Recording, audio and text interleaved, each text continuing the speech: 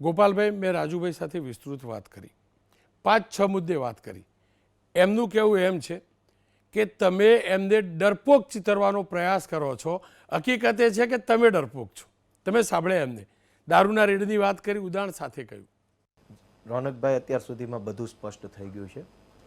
ડરવાની વાત હોત તો મારા ઉપર 2 ડઝન કેસો અત્યાર સુધીમાં થઈ ચૂક્યા છે. કેટલાકમાં નિર્દોષ છૂટી ગયો, કેટલાકમાં કેસ ચાલે છે, કેટલાક હજુ કદાચ ભવિષ્યમાં નવા પણ થાય, એ પણ કેસ ફેસ કરવો પડે. પાટીદાર અનામત આંદોલનથી લઈ અને લગભગ અંદાજિત 10 વર્ષ થવા આવશે. 10 વર્ષમાં ક્યાંય મેં પાછું પગલું ભર્યું નથી. એટલે ડરપોક બરપોકની વાત તો એમાં કોઈ દમ નથી. જે તે વખતે જે કાંઈ ઘટનાની એણે ઉલ્લેખ કર્યો તો એ તો સ્ટ્રેટેજીના ભાગરૂપે નક્કી કર્યું હોય કે હું બહુ ત્યાં ઉમેદવાર હોઉં, બધા બહુ જાજા લોકો મને ઓળખતા હોય, હું ઉતરું તો સિસ્ટમ એલર્ટ થઈ જાય. એટલે જે તે વખતે એવું નક્કી કર્યું કે પહેલાં જે બહુ જાજી ક્યાંય સ્થાનિક લોકો ઓળખતા ન હોય એવા 4-5 જણા પહેલાં જાય અને જોઈ લે કે શું છે શું નહીં. હું ઉતરું એટલે સ્વાભાવિક છે કે કંઈ અજુગતું ચાલતું હોય તો બધા એલર્ટ થઈ જાય કે આ ગોપાલ ઇટાલિયા છે, ઉમેદવાર છે, ઓળખતા હોય. એટલે હવે એને પછી ઊંધી રીતે ચિતરવાની જરૂર નથી.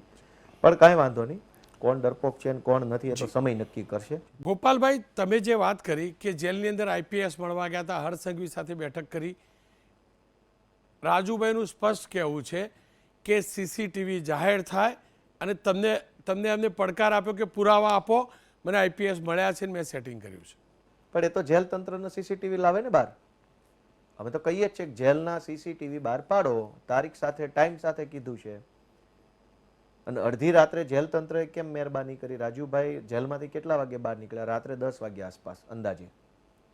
તો તમે સમજો કે 6 વાગ્યા પછી જેલમાંથી કોઈ આરોપીને ક્યારેય બહાર કાઢવામાં આવતો નથી. રાજુભાઈ ઉપર કોના કહેવાથી જેલ તંત્રએ આટલી મહેરબાની કરી કે એમને રાત્રે જેલની બહાર કાઢ્યા? પ્રવીણ રામને તો બપોરે 2 વાગે બહાર કાઢવામાં આવ્યા. તો બધું સ્પષ્ટ છે. છતાંય હવે તો આ બધું કેવું છે કે કીચડ ઉછાળ પ્રવૃત્તિ છે, પણ સમય જ આનો સાચો જવાબ છે. રોનકભાઈ, સમય મોટો જવાબ છે. બાકી બધું જે સત્ય છે એ તો સામે આવીને રહેવાનું છે.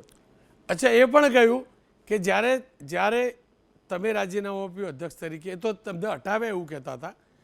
ત્યારબાદ તમારા તરફથી બધાને ફોન કરવામાં આવ્યા કે ઈસુદાન ગઢવીના પુતળા દહન કરો. વાર્તા રે વાર્તા છે. હવે તો એને બધું ભાજપ જે સ્ક્રિપ્ટ આપે એને બોલવાનું છે. સ્વાભાવિક છે કે એ બોલશે એવું બધું, સમજાણું? એ પણ કહ્યું કે જે ખેડૂતોવાળું કડદાવાળું આંદોલન હતું એમાં તમે એટલે ઇન્વોલ્વ વધુ ન થયા અને વિધાનસભામાં જ્યારે સવાલ ઉઠાવવાનો આવશે તમે નહીં જ ઉઠાવો એવું એ કહેતા હતા, કારણ કે એક વેપારીઓ તમારા ઓળખીતા છે, મિત્ર છે. મારા ઓળખીતા શું હોવાના? રાજુભાઈને ભાજપમાંથી જે સ્ક્રિપ્ટ મળી છે એ સ્ક્રિપ્ટ એને બોલવી એ એમની મજબૂરી છે, કેમ કે એની ઉપર 2 એફઆઈઆરો છે. અને આજે રોનકભાઈ, આજે 12 તારીખે સુરેન્દ્રનગરની કોર્ટમાં 2 અલગ અલગ કેસનું ફાઇનલ હિયરિંગ થવાનું છે. જો રાજુભાઈ આ સ્ક્રિપ્ટ પ્રમાણે ન બોલે તો રાજુભાઈને કંઈ પણ થઈ શકે એમ છે. એ ડરના કારણે, મજબૂરીના કારણે એ બોલે છે. મુદ્દો તો એ છે કે કડદાકાંડ જે તારીખે બન્યો 12 તારીખે, બરાબર, હળદળની અંદર જે ઘટના બની એ 12મી ઓક્ટોબરે બની. 12મી ઓક્ટોબરે એટલે 11મી ઓક્ટોબરની રાત્રે 2 વાગ્યા સુધી હું રાજુભાઈના ઘરે બેઠો હતો. સાંજના 8 વાગ્યાથી લઈ 11 તારીખે સાંજના 8 વાગ્યાથી લઈ રાતના 2 વાગ્યા સુધી હું અને રાજુભાઈ એમ બંને સળંગ સાથે હતા. એમના ઘરે એમણે મને જમાડ્યો, એમના ઘરે બેઠા, ચા પાણી કીધા. રાત્રે 2 વાગે એટલે કે રાત્રે તારીખ બદલાઈ જાય પછી 12 વાગ્યાના 2 વાગ્યે સવારે અર્લી મોર્નિંગ એ બોટાદ જવા નીકળ્યા અને હું રાજકોટ જવા નીકળ્યો. એને ખબર હતી કે હું કેમ નથી આવવાનો એમ. અમારે બંને ચર્ચા થઈ હતી કે મારી રાજકોટમાં જનસભા છે તો એણે મને આવજો કીધું ને મેં એને આવજો કીધું. બંને સાથે જ છૂટા પડ્યા છે. અને પછી ભાજપની સ્ક્રિપ્ટ પ્રમાણે એવું કહેવું કે યાર્ડમાં એમના સગા છે, ઓળખીતા છે, એટલે નથી આવ્યા ને આમ નથી આવ્યા, એ તો જૂઠ બોલવાની વાત છે ને. અને આટલું જૂઠ શું કામ બોલવું પડે? જેલની બીકે? પણ એમનું કહેવું એમ હતું કે તમે બીજા દિવસે સર્કિટ હાઉસ જઈને બેઠેલા, તમે જાણી જોઈ એ કાર્યક્રમથી દૂર રહ્યા, જ્યારે પહેલેથી એમને કહેલું કે આ પ્રકારનો કાર્યક્રમ કરવા માંગુ છું. અરે હું અને એ બંને એના ઘરે સાથે બેઠા હતા રાતના 2 વાગ્યા સુધી, હું એમ કહું છું. અને તમામ વસ્તુની ચર્ચા એની મારી ક્લિયર પોતે થયેલી છે. પાર્ટીમાં નક્કી હતું કે ગોપાલ ઇટાલિયા રાજકોટની જનસભામાં જશે અને રાજુ કરપડા હળદળમાં જશે. સીધી વાત હતી. એ જાણતા હતા ને હું જાણતો હતો. તો પછી એણે મને રાત્રે જવા કેમ દીધો? એણે કેમ એવું ના કીધું કે મારે યારે ફરજિયાત આવવું પડશે? કેમ કે એને ખબર હતી. આપે જે પેલો આરોપ લગાવ્યો એમનું કેવું છે એ મુદત ફાઇનલ હિયરિંગ આજનું નથી, આ તો વર્ષોથી છેલ્લી તારીખ પડે જાય. અને ગોપાલભાઈ મિસગાઈડ કરે છે. ગોપાલભાઈ તો વકીલ છે, જાણે છે, છતાંય મિસગાઈડ કરે. પણ હું ક્યાંથી મેં તારીખ તો પાડી નથી, હું કોઈ જજ નથી, હું સરકારી વકીલ નથી. 12મી ફેબ્રુઆરીની તારીખ બંને અલગ અલગ કેસની બંને કેસોની તારીખ એક જ દિવસે ક્યાંથી આવી? મેં થોડી પાડી છે. મારા કહેવાથી અદાલત થોડી ચાલે. 12 તારીખ આવીને 12 તારીખે પ્રેસ કોન્ફરન્સ, સીધી વાત છે. પછી ભલે ના સ્વીકારે, એમની મજબૂરી છે, કેમ કે જેલની સજાથી બચવા માટે એણે બધું જ કરવું પડશે. ભાજપ જે કહેશે એ કરવું પડશે, એ એની મજબૂરી છે. 2 કેસની સુનાવણી એક જ દિવસે, પાછી બંને વાત અલગ, બંને મેટર અલગ, તો એક જ દિવસે ભેગું ક્યાં થઈ ગયું? અચ્છા ગોપાલભાઈ, આપે પ્રેસ કોન્ફરન્સમાં કહ્યું, મેં ટેલિકાસ્ટ પણ કર્યું કે આખી વકીલોની ફોજ ઉતારી હતી ખેડૂતોને અને રાજુભાઈને છોડાવવા માટે, જામીન માટે. પણ એમનું કહેવું એમ છે કે એ માત્ર વાર્તા છે.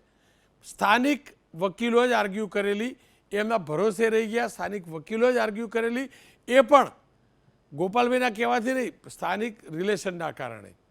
રોનકભાઈ, જેલની અંદર માત્ર રાજુભાઈ એક નહોતા. અમારા મહત્વના 10 બીજા નેતાઓ વત્તા 60-70 જેટલા ખેડૂતો હતા. લીગલ ટીમમાં આમ થઈ ગયું તેમ થઈ ગયું, એ ફરિયાદ માત્ર રાજુભાઈની છે. માત્ર રાજુભાઈને જ કેમ એવું લાગે છે કે લીગલમાં આમ થઈ ગયું તેમ થઈ ગયું? કારણ કે ઓલી સજાથી બચવા માટે થઈ રાજુભાઈએ બધી સ્ક્રિપ્ટો બોલવી પડે એમ છે. જે નહીં બોલે તો એને સજા થાય એમ છે. ઓલરેડી એક કેસમાં સજા થઈ છે, હજુ 2માં થશે. અચ્છા, જો એમને એક ઇન્ટરેસ્ટિંગ વાત કહી, અને લગભગ દરેક પાર્ટીના દરેક વ્યક્તિના દરેક કેસમાં થાય છે. નેતા છોડે એટલે સાથીદારો ખરાબ લાગે, અને એ સાથીદારોને છોડવાવાળો ખરાબ લાગે. એમને કહ્યું કે રાજુ કરપડા મજબૂત નેતા હતો, હિંમતવાળો નેતા હતો, બહાદુર નેતા હતો, પણ મેં જેવું છોડ્યું, રાજીનામું આપ્યું, તુરંત આપની સોશિયલ મીડિયા ટીમને કહેવામાં આવ્યું અને તમામ લોકો મારા વિરુદ્ધ, હું ડરપોક છું, એ પ્રકારના નિવેદનો શરૂ કરી દીધા. ડરપોક ચિતરવાનો પ્રયાસ થયો. 1 કલાક પહેલાં સારો હતો ને અચાનક ખરાબ થઈ ગયો. ને એ તો બંને સાઈડ એવું છે ને રોનકભાઈ. કલાક પહેલા તો પાર્ટી સારી હતી, નેતાય સારા હતા, બધું સારું હતું. કલાકમાં ખરાબ થઈ ગયું ને એ બાજુ. ગોપાલ ઇટાલિયા વ્યક્તિગત વાંધો હોય તો ખાલી ગોપાલ ઇટાલિયા પૂરતું કહેવું જોઈએ. આ પાર્ટી કઈ ગોપાલ ઇટાલિયાની નથી કે મનોજભાઈની કે ઈશુદાનની નથી. આ પાર્ટી લોકોની પાર્ટી છે. પણ ગોપાલભાઈ, જો એમને તો એમ કહ્યું કે હું બોલવાનું ચાલુ કરીશ ને તો 1 મહિનો નહીં ખૂટે. મારે એમાં નહીં પડું ગોપાલભાઈ. પણ હું ફરીથી કહું છું, મેં એમને લાંબુ પૂછ્યું છે, લાંબો સમય આપ્યો છે, એટલે મારી ફરજ પણ છે. શું ગોપાલ ઇટાલિયા અને ઈશુદાન વચ્ચે ગજગરા છે? જ્યારે ઈશુદાન ગઢવીને પ્રમુખ બનાવ્યા ત્યારે ગોપાલ ઇટાલિયાએ એ પ્રકારનો પ્રયાસ કર્યો હતો. રોનકભાઈ, આ વાતમાં કોઈ દમ નથી. એટલા માટે કે ઈશુદાનભાઈ 2022ની વિધાનસભાની ચૂંટણી પછી પ્રમુખ બન્યા. 2022ની ચૂંટણીમાં આમ આદમી પાર્ટીને જે અપેક્ષા હતી એ અપેક્ષા પ્રમાણે રિઝલ્ટ ન આવ્યું, એટલે પાર્ટીના કાર્યકર્તાઓને ગુજરાતમાં એક લેવલની નિરાશા વ્યાપેલી હતી. લોકો હતાશ હતા, દુઃખી હતા કે યાર આમ આદમી પાર્ટીની થોડીક સીટો વધારે આવવી જોઈતી. એટલો અમારો ખરાબ માહોલ હતો. એ ખરાબ માહોલમાં ઈશુદાનભાઈ ગઢવીને પ્રમુખ તરીકે જવાબદારી સોંપી અને પાર્ટીમાં ઉર્જા લાવવાનું કામ સોંપવામાં આવ્યું. હવે તમે સમજો કે પાર્ટીની સરકાર બની ગઈ હોય ત્યારે બધા હોદ્દેદારો બનવા લાઈનમાં ઊભા હોય. પાર્ટીનું જે દિવસે આખું આમ માહોલ ખરાબ થઈ ગયો ત્યારે ક્યાં એવી હરીફાઈ જતી ગોપાલ પ્રમુખ કે ઈશુદાન પ્રમુખ કે રમેશ પ્રમુખ કે છગન પ્રમુખ? એ વાતમાં કોઈ લોજિક જ નથી. હારો ટાઈમ આવે ત્યારે ઝઘડો થયો, ત્યારે હરીફાઈ થઈ, ત્યારે ખેંચતાણ થઈ, એવું બોલો તો લોજિકલ લાગે કે સારો સમય છે એટલે બધા લોકો અંદર અંદર ઝઘડતા હશે હોદ્દો લેવા માટે. નબળા સમયમાં કોણ ઝઘડો કરવાનો?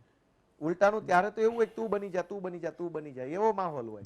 એ વાતમાં કોઈ લોજિક જ નથી. જી, એક અંતિમ સવાલ, તમને શું લાગે છે?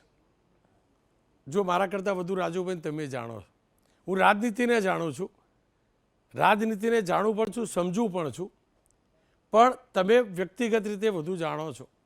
તમને શું લાગે છે, રાજુભાઈનો ઝુકાવ બીજેપી તરફ કે કોંગ્રેસ તરફ રહેશે?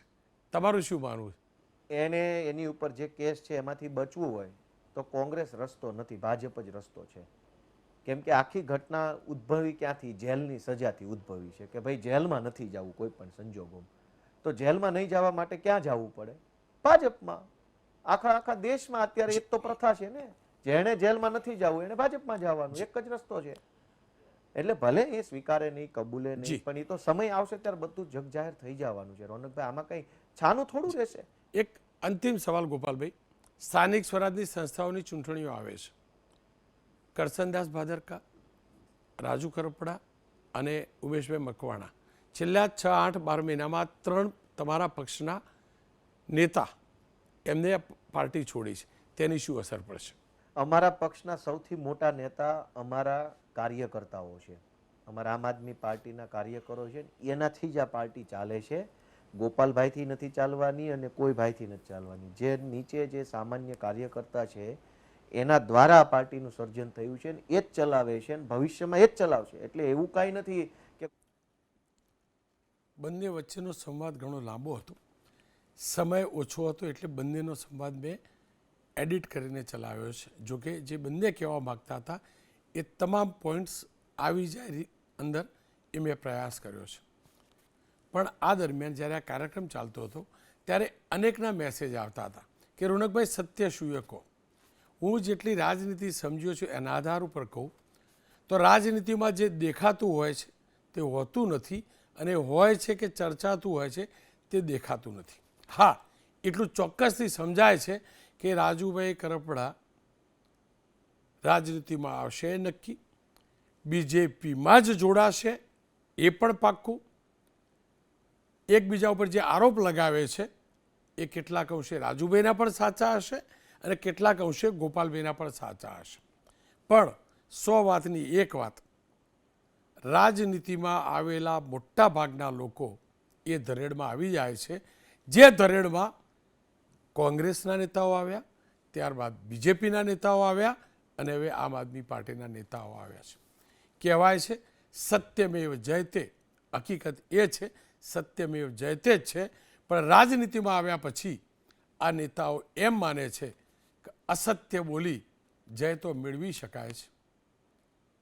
એ ભાજપના નેતાઓ પણ એવું માને છે, કેટલાક કોંગ્રેસના કેટલાક માને છે અને આમ આદમી પાર્ટીના પણ કેટલાક માને છે.